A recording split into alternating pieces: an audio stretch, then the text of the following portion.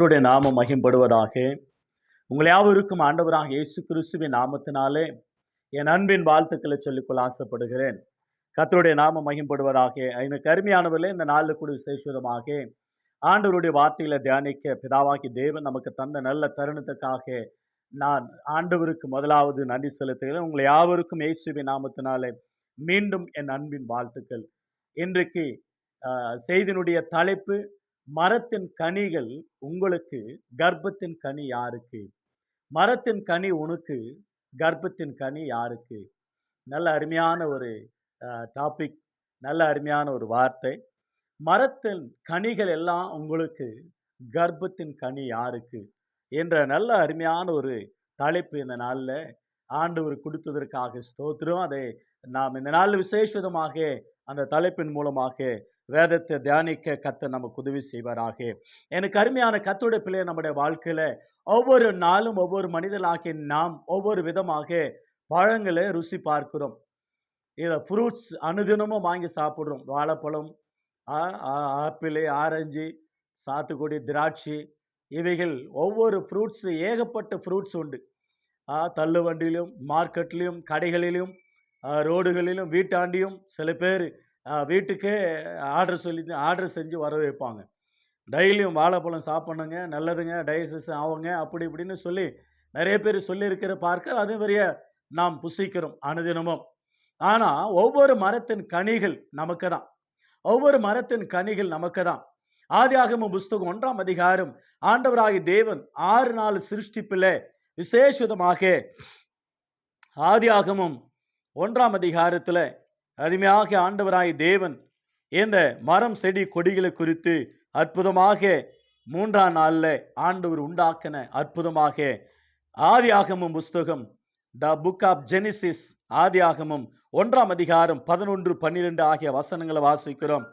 பூமி அப்பொழுது தேவன் பூமியானது புல்லையும் விதையும் பிறப்பிக்கும் பூண்டுகளையும் பூமியின் மேல் தங்களில் தங்கள் விதையுடைய கனிகளை தரும் தங்கள் ஜாதியின்படியே கொடுக்கும் கனி விருட்சங்களையும் முளைப்பிக்க கடவுது என்றார். அப்படியே ஆயிற்று. 12ஆம் வசனம் கூட சொல்லப்படுகிறது, பூமியின் மேலே சகல விதமான விருட்சங்களையும் பிதாவாகி தேவன் உண்டாக்கினதை நாம் பார்க்கிறோம். இவைகள் எல்லாவற்றையும் உண்டாக்கி 6ஆவது நாள் மனிதனை உண்டாக்கி ஆதியாகமம் 2ஆம் அதிகாரம் அந்த உருவாக்கத்தினுடைய விரிவை நாம் பார்க்கிறோம்.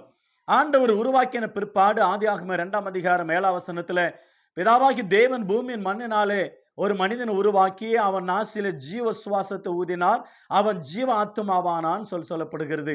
8ஆம் வசனம் முதற்கொண்டு கடைசி வரை வாசிக்க அருமையாக நல்ல ஒரு வார்த்தையில நாம் கவனிக்க முடியும்.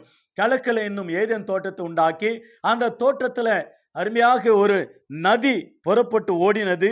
அந்த நதிக்கு விசேஷமாக 4 ஆறுகள் ஓரிற்று. ஒன்று பைசோன், 2ஆவதாக கீகோன், 3ஆவதாக இதேக்கேல், 5ஆவதாக ஐப்ராத். இந்த ஆறுகள் 4 ஆறுகளாக ஓடிற்று ஏதேன் தோட்டத்தில். அந்த ஏதேன் தோட்டத்தில் ஆண்டவர் மனிதனை கொண்டாந்து வைத்து அருமையாக சொன்ன ஒரு வார்த்தையை நாம் வாசிக்கிறோம். ஆதியாகமம் 2ஆம் அதிகாரம் 16ஆம் வசனத்துல தேவனாய் கர்த்தர் மனுஷனை நோக்கி, நீ தோட்டத்தில் உள்ள சகல விருட்சத்தின் கனிகளை புசிக்கலாம். அற்புதமாக ஆண்டவர் பாருங்க, தோட்டத்தில் உண்டாக்கின அத்தனை கனிகளை நீங்கள் புசிக்கலாம் என்று சொல்லிட்டு வசனம் ஆதியாகமம் 1ஆம் அதிகாரம் 28ஆம் வசனத்துல, பின்பு தேவன் அவர்களை நோக்கி, நீங்கள் பலுகி பெருகி பூமியை நிரப்பி அதை கீழ்ப்படுத்தி சமுத்திரத்தின் மச்சங்களையும் ஆகாயத்து பறவைகளையும் பூமியின் மேல் நடமாடுகிற சகல ஜீவ ஜந்துக்களையும் ஆண்டு கொள்ளுங்கள் என்று சொல்லி தேவன் அவர்களை ஆசீர்வதித்தார். கீழே கூட வாசித்தலாம், 3 வசனங்கள் அழகா இருக்கு. பின்னும் தேவன் இதோ பூமியின் மேல் எங்கும் விதை தரும் சகல விதமான பூண்டுகளையும் விதை தரும் கனிமரங்களையும் ஆகிய சகல விருட்சங்களையும் உங்களுக்கு கொடுத்தேன், அவைகள் உங்களுக்கு ஆகாரமாக இருக்க கடவுது. எவ்வளவு அற்புதமாக நம்முடைய ஆண்டவர்ல. ஆகையினால் மனிதனை உண்டாக்கின பிற்பாடு மரம் செடி கொடிகள் இவைகள் எல்லாவற்றையும் முளைப்பித்து அவைகள் எல்லாவற்றையும் நல்ல அருமையான ஃப்ரூட்ஸ் ஆண்டவர் உருவாக்கி, இவைகள் உங்களுக்கு ஆகாரமா தந்தேன், அவைகளை நீங்கள் புசியுங்கள், நீங்கள் பலுகி பெருகி பூமியை நிரப்புங்கள், உங்களுடைய இனம் பெருக்கும் உண்டாகட்டும் என்று சொல்லி அவர்களை ஆண்டவர் ஆசீர்வதித்தார். அவர்கள் ஆண்டவர் ஆசீர்வதித்தார். அற்புதமான வார்த்தை. ம். மரத்தின் கனி உங்களுக்கு, நமக்கு. கர்ப்பத்தின் கனி யாருக்கு என்றால், மரத்தில் விளைகிற அத்தனை கனி, அத்தனை கனிகள், அத்தனை ஆகாரங்கள் மனிதர்களாகிய நமக்கு மட்டும்தான். ஆனா நம்முடைய கர்ப்பத்தில் உண்டாகிற கனி, கர்ப்ப கனி, இதோ பிள்ளைகள் கர்த்தரால் ஒரு சுதந்திரம், கர்ப்பத்தின் கனி அவரால் கிடைக்கும் பலன் என்று சாலமோனானவர் அழகா எழுதினார். 127ஆம் சங்கீதம் வசனம் 4ஆம் வசனத்துல. எனக்கு அருமையானவர்களே, கர்ப்பத்தின் கனி ஆண்டவருக்கு கொடுக்கணும். நம்ம எல்லாரும் ஆண்டவருடைய பிள்ளைங்க. நமக்கு ஏன் பிள்ளைங்கள் அப்படின்றால், அந்த பிள்ளைகளை ஆண்டவருக்காக வளர்க்க வேண்டும். ஆண்டவருக்காக வளர்க்க வேண்டும். அதுதான் ஆண்டவர் எதிர்பார்க்கிறார். அதுதான் ஆண்டவர் நம்ம இடத்துல சொல்லி இருக்கிறார். நமக்கு ஞாபகப்படுத்துகிறார். மரத்தின் கனிகள் எல்லாம் உங்களுக்கு. முதற் கனி உங்களுக்கு தான், இரண்டாம் கனி உங்களுக்கு தான், எல்லாமே உங்களுக்கு தான். பட் ஆனால் ஒன்று சொல்றேன், உங்க கர்ப்ப கனி எனக்கு. மரத்தின் விளைச்சல் முதல் பலன்கள் எல்லாம் கொண்டு வாங்க. அப்பொழுது உங்களுக்கு ஞாபகம் வரும், முதற் பிறந்த கனிகள் எல்லாம் என்னுடையது என்று சொல்லி. இஸ்ரவேல் ஜனங்களுக்கு ஒரு கட்டளையாக ஆண்டவராய் தேவன் அழகாக எழுதி வைத்ததை நாம் பார்க்கிறோம். யாத்திராகமம் புஸ்தகத்துல அற்புதமான ஒரு வார்த்தை. யாத்திராகமம் புஸ்தகம், the book of Exodus chapter 22 words, last 3 words. அருமையானவர்களே, யாத்திராகமம் 22ஆம் அதிகாரம் வசனங்கள் 30, 31 ஆகிய வசனங்களை நாம் வாசிக்க கேட்போம். கர்த்தர் அற்புதமாக அந்த வார்த்தைகளை நம்முடைய வாழ்வில் ரொம்ப மிகவும் ஆச்சரியப்படத்தக்கதான காரியங்கள் இந்த வார்த்தையில் நம்மோடு கூட பேசுகிறது. வசனம் பாருங்க. யாத்திராகமம் 22ஆம் அதிகாரம் 29, 30 ஆகிய வசனங்கள். முதல் பழுக்கும் முன் பழத்தையும் வடியும் உன் ரசத்தையும் காணிக்கையாக செலுத்த தாமதிக்க வேண்டாம். உன் குமாரரில் முதற் பேரானவனை எனக்கு கொடுப்பாயாக. அவ்வளவு அருமையான ஒரு வார்த்தை. உன் மாடுகளிலும் உன் ஆடுகளிலும் அப்படியே செய்வாயாக. குட்டியானது 7 நாள் தான் தாயோடு இருக்கட்டும், 8ஆம் நாளில் அது எனக்கு செலுத்துவாயாக. நீங்கள் எனக்கு பரிசுத்த மனுஷராய் இருக்க கடவீர்கள். வெளியில பேருண்ட மாம்சத்தை புசியாமலும் அதை நாய்களுக்கு போட்டு விடுங்கள். 29, 30 வாசிக்கிறோம். முதற் கனிகள் எல்லாம் என்னுடையது, அதுக்கு பிற்பாடு தான் உங்களுக்குரியது என்று சொல்லி ஆண்டவர் முதற் பிறந்த கனியை ஆண்டவர் கேட்கிறார். முதற் பிறந்த ஒவ்வொரு ஆண் பிள்ளைய ஆண்டவருக்கு பிரதிஷ்டை செய்ய வேண்டும். ஊழியம் செய்வதற்கு, வேலை செய்வதற்கு, அவர் ஆராதிப்பதற்கு, அவரை துதிப்பதற்கு, அவருடைய நாமத்தை மகிம்படுத்துவதற்கு தேவன் கொடுத்த கட்டளை என்று நாம் பார்க்கிறோம். அதே எக்ஸோடஸ் யாத்திராகமம் 23ஆம் அதிகாரம் 16 முதல் 19 வசனங்களை வாசிக்கிறேன்.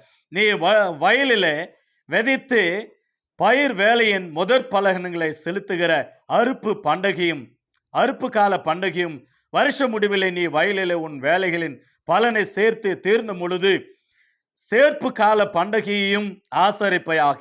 வருஷத்தில் 3 தரம் உன் ஆண் மக்கள் எல்லாரும் கர்த்தராகிய ஆண்டவருடைய சந்நிதியில் வர கடவார்கள். எனக்கு இடும் பலியின் ரத்தத்தையும் புளித்த மாவுடனே செலுத்த வேண்டாம். எனக்கு இடும் பலியின் கொழுப்பையும் விடிர்காலம் வரைக்கும் வைக்க வேண்டாம். உன் நிலத்தில் முதல் விளைச்சலில் முதற் கனியை உன் தேவனாய் கர்த்தருடைய ஆலயத்துக்கு கொண்டு வருவாயாக. வெள்ளாட்டுக்குட்டியும் அதன் தாயின் பாலில சமைக்க வேண்டாம். முதற் பலனை, முதல் விளைச்சலை உன் தேவனாய் கர்த்தருடைய ஆலயத்துக்கு கொண்டு வருவாயாக என்று சொல்லி தேவன் அழகாக அந்த வார்த்தையை நம்மோடு கூட பேசுகிறத நாம் பார்க்கிறோம். மரத்தின் கனி ஆண்டவருக்கு அல்ல, நமக்கு தான். கர்ப்பத்தின் கனி நமக்கு தான். ஆண்டவர் நம்ம இடத்துல தான் கொடுத்திருக்கிறார். ஆனா அதை ஆண்டவருக்காக வளர்த்து விட வேண்டும்.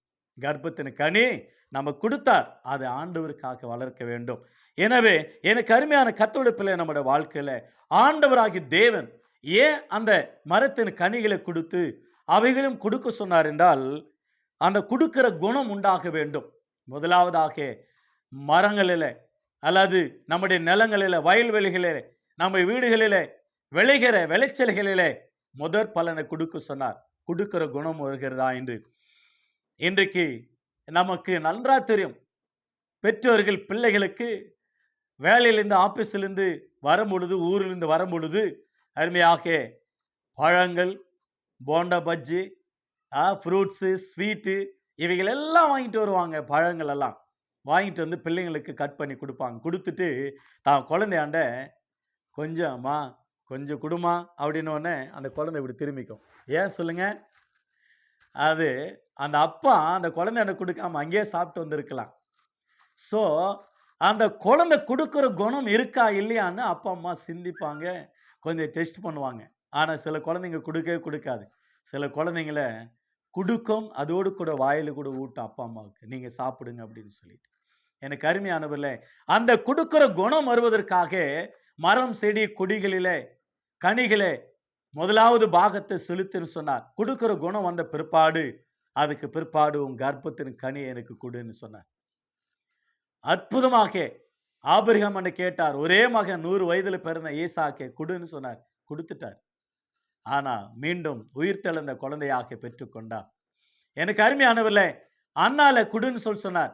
அன்னாள் கொடுத்தாங்க. சாமுவேலை கொடுத்தாங்க. அற்புதமாக அந்த கொடுக்கிற குணம் வருகிறதா இல்லையா என்பதை குறித்து சிந்திக்க சேஷுதமாக ஆண்டவர் அப்படி ஒரு டெஸ்டையும் ஒரு உருவாக்குதலையும் உண்டாக்கி நமக்குள்ள வைத்தார். லேவியராகம புஸ்தகம் the book of Leviticus chapter 27 verse 30. லேவியராகம புஸ்தகம் 27ஆம் அதிகாரம் வசனம் 30ஆம் வசனம். பட் 26லிருந்தே நீங்கள் கவனித்தீங்களனாக்கா அற்புதமாக இருக்கும். 26 முதல் கடைசி வரை அந்த நிலத்தில் விளைகிறதும் ஆடு மாடுகளில் பிறக்கிறதும் உன்னுடைய கர்ப்பத்தில் பிறக்கிற முதற் பலன்களையும் கர்த்தருக்காக கொடுக்க வேண்டும் என்று 30ஆம் வசனம். தேசத்தில் நிலத்தின் வித்திலும் விருட்சங்களின் கனிலும் தசமபாகம் எல்லாம் கர்த்தருக்குரியது. அது கர்த்தருக்கே உரிய பரிசுத்தமானது. நரஜீவன்களிலே 29 நரஜீவன்களிலே சாபத்தீடாக நியமிக்கப்பட்டவைகள் எல்லாம் மீட்கப்படாமல் கொலை செய்யப்பட கடவது. அதுக்கு மேல கீழெல்லாம் அற்புதமாக உன்னுடைய தலையற்ற பிள்ளைகளையும் முதல் பிறந்த குழந்தையும் கர்த்தருக்காக பிரதிஷ்டை செய்ய வேண்டும் என்று சொல்லி வேதம் நமக்கு அழகாக கட்டளையிடுகிறத பார்க்கிறோம். எனக்கு அருமையான கர்த்தருடைய பிள்ளை, நம்முடைய வாழ்க்கையில தேவனுக்காக நாம் கொடுக்கும் பொழுது தேவன் நம்முடைய வாழ்க்கையை அந்த பிள்ளைகளை ஆசீர்வதித்து அற்புதமாக அவைகள் நமக்கு புரோஜனமாக ஆண்டவருக்கு மகிமையாக வாழும் என்பது குறித்து மறந்துவிடக்கூடாது. எனக்கு அருமையானவர்களே, விசேஷமாக எரேமியா புஸ்தகம் 29ஆம் அதிகாரம் the book of Jeremiah chapter 29 verse 5 and 6. எரேமியா புஸ்தகம் 29ஆம் அதிகாரம் 5, 6 ஆகிய வசனங்கள். நீங்கள் வீடுகளை கட்டி குடியிருந்து தோட்டங்களை நாட்டி அவைகளின் கனியை சாப்பிடுங்கள். நீங்கள் பெண்களை விவாகம் பண்ணி குமாரரையும் குமாரத்திகளும் பெற்று உங்கள் குமாரருக்கு பெண்களை கொண்டு உங்கள் குமார்த்திகளுக்கு புருஷருக்கு கொடுங்கள். இவர்களும் குமாரரும் குமார்த்திகளும் பெறட்டும். நீங்கள் அங்கே குறுகாமல் பெருகி. சிறைப்பட்டு போன தேசத்தில் தேவன் சொல்லுகிறார், நீங்கள் வீடுகளை கட்டிக்கொள்ளுங்கள், அவைகளை குடியிருங்கள், கல்யாணம் பண்ணிக்கொள்ளுங்கள், பிள்ளைகளை பெற்றுக்கொள்ளுங்கள். நீங்க அந்த தேசத்துல தோட்டங்களை நாட்டி அந்த தோட்டத்தில் விளைகிற கனிகளை புசியுங்கள்.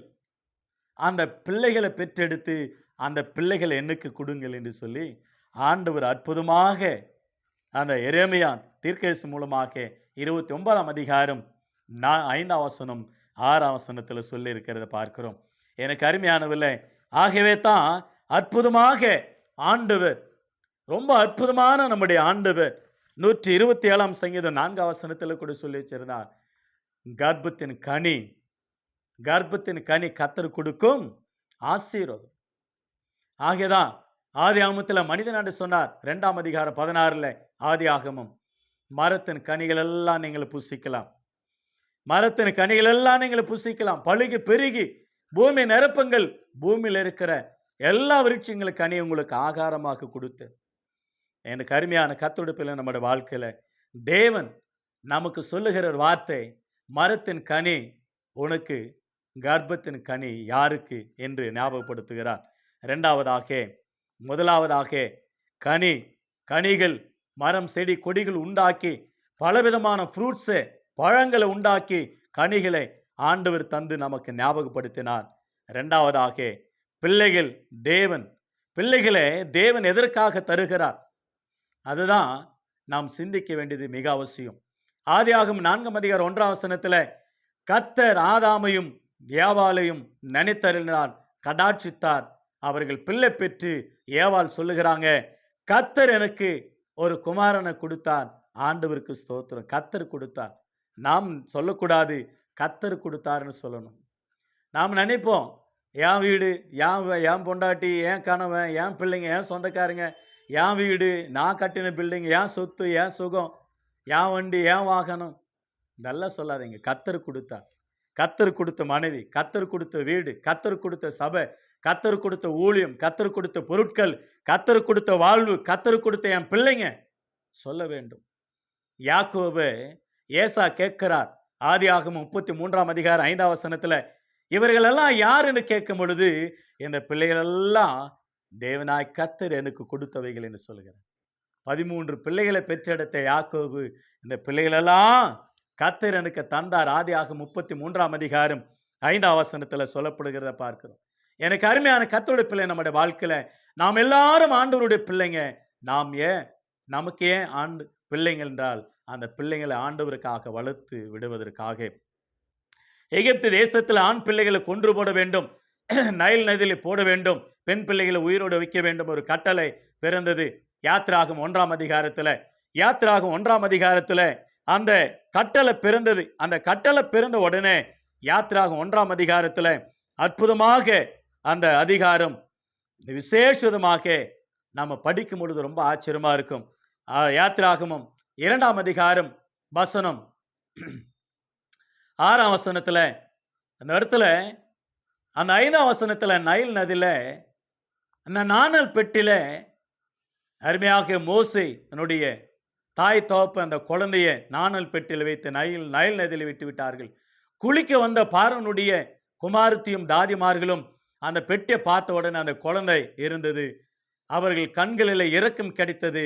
அந்த குழந்தை நான் வளர்க்க வேண்டும் என்று சொல்லி நினைத்தால், அப்பொழுது அந்த குழந்தைனுடைய அக்கா மீரியாம் பார்த்து கொண்டு இருந்து திடீர்னு போய் அந்த குழந்தைய பார்த்த உடனே பார்வோன் மகளிடத்தில் பேசுகிறான், இந்த குழந்தையை வளர்ப்பதற்கு இது எபிரேயரில் பிறந்த ஒரு குழந்தை தான், இதுக்கு பால் கொடுக்கிற தாய் வேணுமா தாயை, நான் கூட்டு வரேன்னு சொல்லிட்டு அந்த பெண்ணு ஓடி போய் குழந்தையின் தாயே கொண்டு வந்து விட்டாங்க, மோசேயினுடைய தாய். அப்பொழுது அந்த பார்வனுடைய குமார்த்தி சொல்லுகிற ஒரு வார்த்தை நீங்க கவனிங்க. 6 இந்த பிள்ளையை எனக்காக வளர்த்து விடு, உனக்கு நான் சம்பளம் தருகிறேன். It is wonderful. அந்த வார்த்தை, இந்த பிள்ளை எனக்காக வளர்த்து விடு. குழந்தைக்கு குழந்தை கிடைத்தது, சம்பளம் கிடைத்தது. அற்புதமாக பாசம் பொங்கி வழிந்தது மோசேயினுடைய தாய்க்கு.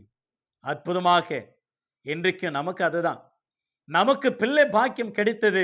அந்த பிள்ளைகள் ஆண்டவருக்காக வளர்க்கணும். இந்த பூமியில உண்டாகிற ஆகாரங்கள், ஆடைகள், உடைகள், ஆகாரங்கள், எல்லா தேவைகளையும் பிதாவாகி தேவன் நமக்கு கொடுத்து கொண்டு இருக்கிறார். நம்ம கொடுத்த பிள்ளைகளை அவருக்காக வளர்க்கணும். அதுதான் இந்த வார்த்தை நமக்கு ஞாபகப்படுத்துகிறது. அந்த இடத்துல மருத்துவ வாட்சிகளை கூட பார்க்கிற 1 சிப்பிரால் பூபால் என்றதான பூவால் சிப்பிரால் அந்த மருத்துவ வாட்சிகளுக்கு கூட இரக்கம் கிடைக்க உதவி செஞ்சாரு. அவங்க குடும்பங்களை தழக்க செய்தார். ஆண்டவர் ஆசீர்வதித்தார். எபிரேயர் 11:23 முதல் 26 மோசேயினுடைய தாய் தகப்பன் ஆண்டவர் குறித்து வளர்த்தார்கள். அந்த பிள்ளை விசுவாசத்தில், ஆண்டவருடைய ஞாபகத்தில். நியாயாதிபதிகள் புஸ்தகம் 13:12 மனோவாவும் மனோவா மனைவி ஆகிய இருவருமாக அந்த பிள்ளை பெறுகிற அந்த பிள்ளைக்காக, ஆண்டவரே நீர் சொன்ன காரியம் நடக்கும் பொழுது அந்த பிள்ளை தந்த நாட்களில் நான் அதை எப்படி வளர்க்க வேண்டும், அதை எப்படி நடத்த வேண்டும், அதை எப்படி ஆண்டவர் உமக்காக நாங்கள் வளர்க்க வேண்டும் என்று சொல்லி ஜெபித்த தாய் தகப்பன் அற்புதமாக குழந்தையே பிறக்கவில்லை, ஜெபித்து அருமையாக ஆண்டவரிடத்தில் ஆலோசனை கேட்ட தாயும் தகப்பன் நாங்கள் எப்படி நடத்த வேண்டும், எப்படி அதை உருவாக்க வேண்டும், எப்படி நாங்கள் அதை நடத்த வேண்டும், எப்படி வளர்க்க வேண்டும், கர்த்தருக்குள்ளாக விசுவாசத்தோடு ஆண்டவருக்கு என்று ஆண்டவருடைய ஞாபகத்தில் பரலோக தேவனை குறித்தே வளர்க்க வேண்டும். ஆகவேதான் நீதிமொழிகள் 22 அதிகாரம் 6 வசனத்தில் பிள்ளையானவன் நடக்க வேண்டிய வழியில் அவனை நடத்தி முதிர் வயதிலும் அதை விடாதிருப்பான். 5 வளையாதது 50 விளையாதுன்னு சொல்லுவார்கள் பழமொழி. அவனமாகவே 15 வசனத்தில் கூட வாசிக்கிறோம். நீதிமொழிகள் 22:15 பிள்ளையின் நெஞ்சிலே மதியனம் ஒட்டியிருக்கும், அது பெரும் என்ற தண்டனையினாலே அதை நீக்கி விடுவார்கள். 23 அதிகாரம் 13-14 பிள்ளையை தண்டியாமல் விடாத, அவனை தண்டிக்கிறதுனால அவன் சாகான், அவனுடைய ஆத்மாவை பாதாளத்துக்கு தப்பு வைப்பாய், பரலோகத்துக்கு போவதற்கு வழி மார்க்கம் உண்டாகும். அப்பொழுது 22 வசனத்தில் தாயும் தகப்பனும் சந்தோஷப்படுவார்கள், அந்த பிள்ளை ஆசீர்வதிக்கப்படும். உன் முதிர் வயது தாயை அசட்டு பண்ணாதே, தகப்பனுடைய வார்த்தையை கேளு, உன்னை பெற்ற தாயும் தகப்பனும் சந்தோஷப்படுவார்களாக.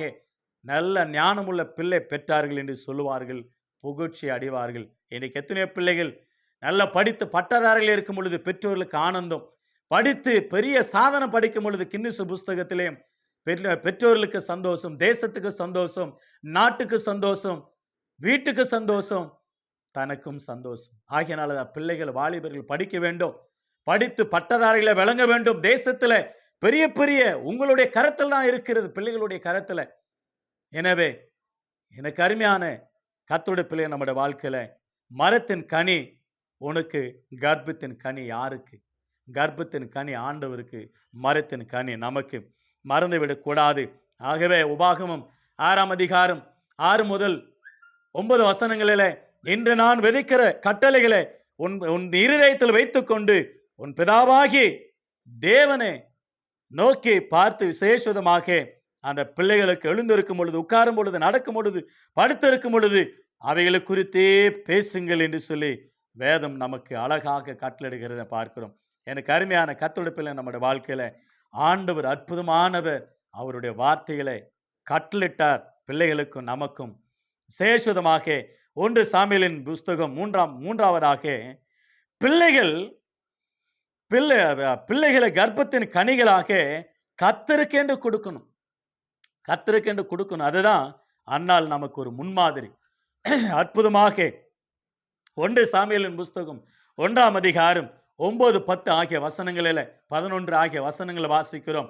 அன்னாளுக்கு பிள்ளை இல்லை, மனம் கசந்து ஆண்டவருடைய சமூகத்தில் போய் அழுது, கர்த்தாவே எனக்கு ஒரு ஆண் குழந்தை கொடுத்து என் நிந்தனை நீக்கி எனக்கு நன்மை செய்வீரானால் அவன் நசரனாக அவனை வளர்த்து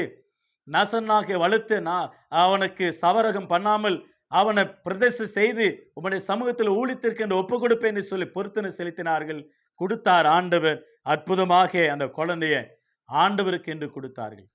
ஆண்டவரிடத்தில் கேட்டார்கள், கர்த்தருக்கு என்று கேட்டார்கள், கர்த்தரிடத்தில் கேட்டார்கள், கர்த்தருக்கு என்று ஒப்பு கொடுத்தார்கள். 27 அதிகாரம் அதே 1 சாமுவேல் 1 அதிகாரம் 27 வசனம் 28 வசனத்தில் அந்த சாமுவேல் என்று பேர் வைத்து அந்த குழந்தையை கர்த்தருக்கு என்று ஒப்பு கொடுத்ததை நாம் பார்க்கிறோம்.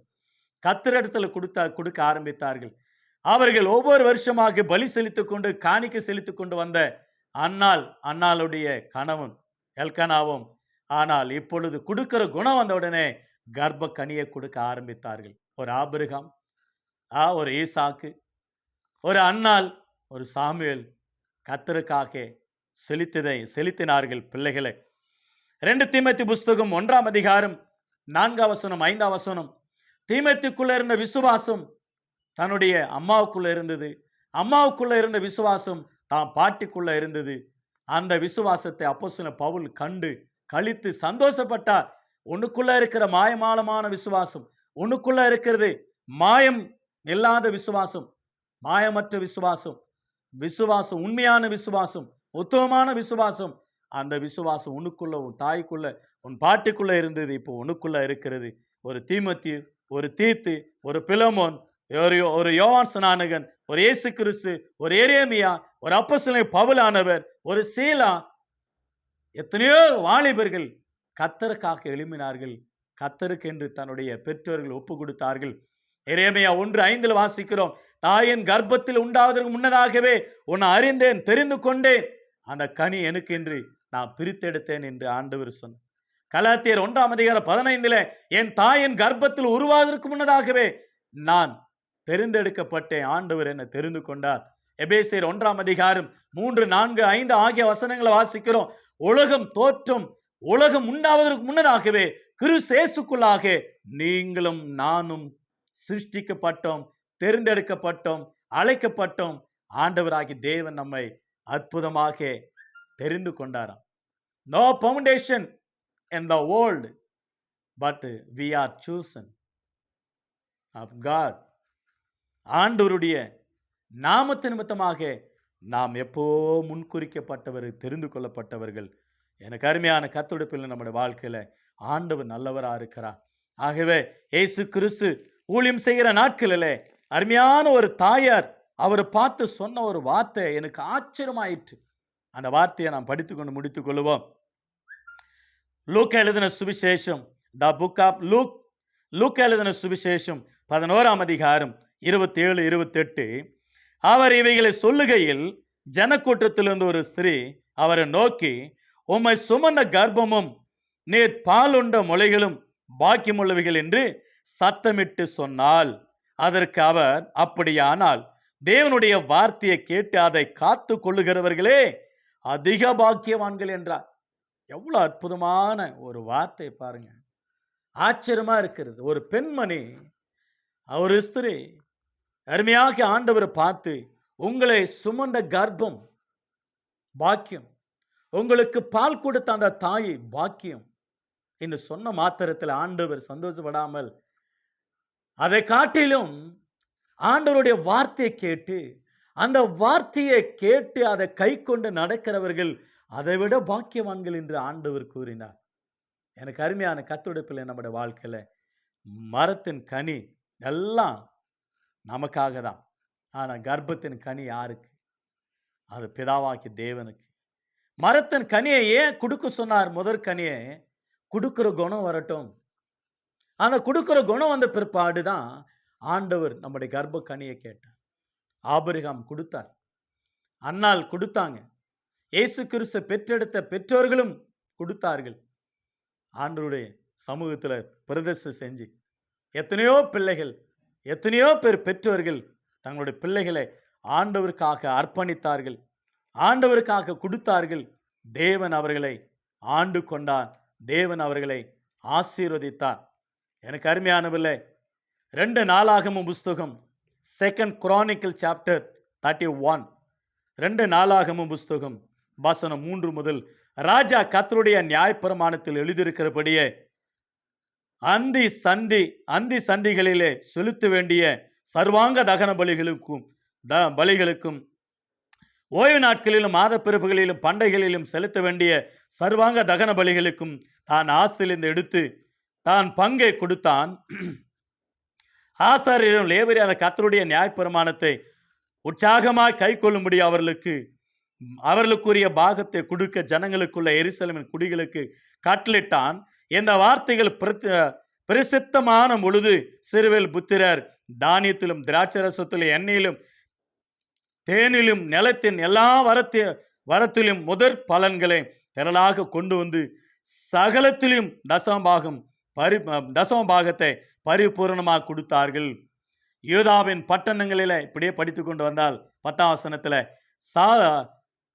சாதோக்கின் சந்ததியானாகிய அசரியா என்னும் பிரதான ஆசாரியன் அவனை நோக்கி, இந்த காணிக்கையை கர்த்தருடைய ஆலயத்திற்கு கொண்டு வர தொடங்கின நாள் முதல் தாங்கள் சாப்பிட்டு திருப்தி அடைந்தோம், இன்னும் மிச்சம் இருக்கிறது.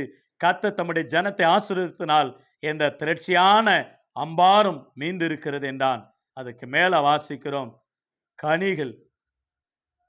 கனிகள் ஆடு மாடுகளிலே, மரம் செடி கொடிகளிலே இவைகளெல்லாம் கர்த்தருக்கு பூர்த்தியா செலுத்தினார்கள். ஆண்டவர் அவர்களை மீதியானதை எடுத்து வைத்தாராம். ஆசீர்வாதமாக அவர்கள் அம்பாரம் மீந்து இருக்கிறதுன்னு சொல்லப்படுது. எனக்கு அருமையான கர்த்தருடைய பிள்ளை, நம்முடைய வாழ்க்கையில மரத்தின் கனி யாருக்கு? உங்களுக்கு. கர்ப்பத்தின் கனி யாருக்கு? தேவனுக்கு. ஆகவே நம்முடைய கர்ப்ப கனிகளெல்லாம் பிள்ளைகளை ஆண்டவருக்காக ஒப்பு கொடுப்போம். மரத்தின் கனிகள் நமக்கு ஆகாரமா ஆண்டவர் தந்தார். இந்த வார்த்தையில் ஆண்டவராய் தேவன் ஆசீர்வதிப்பாராக. God bless you all. உங்களை யாவரும் ஆண்டவராக இயேசு கிறிஸ்துவின் நாமத்தினாலே மீண்டும் வாழ்த்துகிறேன். கர்த்தர் அந்த வார்த்தையில் ஆசீர்வதிப்பாராக. கர்த்தர் சித்தமானால் இன்னொரு தலைப்பில் உங்களோடு கூட சந்திக்க, உங்களோடு கூட பேச கர்த்தர் உதவி செய்வாராக. அவருடைய நாமம் மகிம்படுவதாக. உங்கள் யாவருக்கும் மீண்டும் மீண்டும் என் அன்பின் வாழ்த்துக்கள். எனக்காக ஜெபித்துக் கொள்ளுங்கள். உங்களுக்காக நான் ஜெபிக்கிறேன். கர்த்தர் பெரியவர். God bless you all. God plus.